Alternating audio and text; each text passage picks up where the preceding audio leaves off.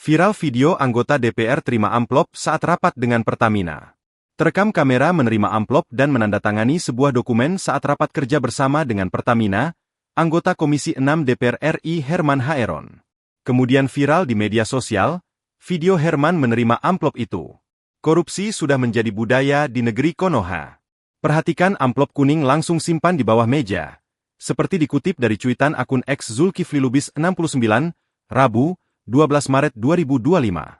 Dalam video itu, Herman yang mengenakan batik kuning terlihat disodorkan map berwarna merah oleh seseorang.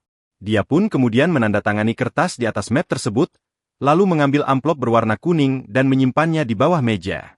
Isi uang sogokankah? Tulis keterangan tambahan di dalam video.